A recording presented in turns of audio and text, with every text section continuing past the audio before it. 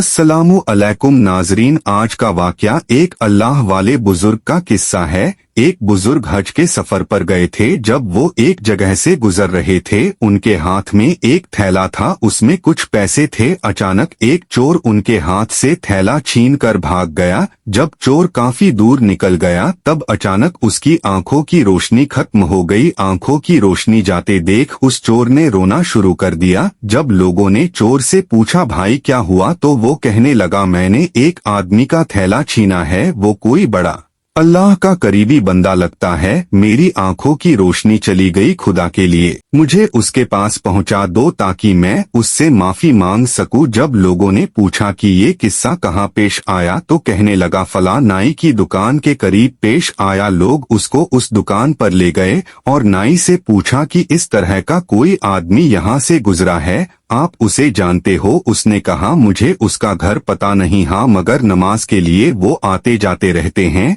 अगली नमाज के लिए फिर आएंगे। ये लोग इंतजार में बैठ गए। वो बुजुर्ग अपने वक्त पर तशरीफ लाए। लोग उस चोर को उनके पास ले गए तो उस चोर ने जाकर उनके हाथ पांव पकड़ लिए कि मुझसे गलती हो गई, गुनाह हो गया, नादान हूँ, शर्मिंदा हूँ, मेरी आंखों की रोशनी छिन गई। आप अपने पैसे वापस ले लीजिए और मुझे माफ कर दीजिए ताकि अल्लाह ताला मेरी आंखें ठीक कर दे। वो बुजुर्ग कहने लगे कि मैंने तो तुझे पहले ही माफ कर दिया है। ये सुनकर चोर बड़ा हैरान हुआ, कहने लगा हजरत मैं तो आपका थैला छीन कर भागा और आप कहते हैं कि माफी मांगने से पहले ही माफ फरमा दिया। वो फरमाने लगे हाँ मेरे दिल में कोई बात आ गई थी। फरमाने लगे मैंने एक हदीस पढ़ी जिसमें नबी अकरम सल्लल्लाहु अलैहि वसल्लम ने फरमाया कि कयामत के दिन जब मेरी उम्मत का हिसाब पेश किया जाएगा तो मैं उस वक्त तक मीजान के करीब रहूंगा जब तक मेरे आखिरी उम्मती का फैसला नहीं हो जाता। मेरे दिल में ये बात आई कि अगर मैंने इस चोर को माफ नहीं किया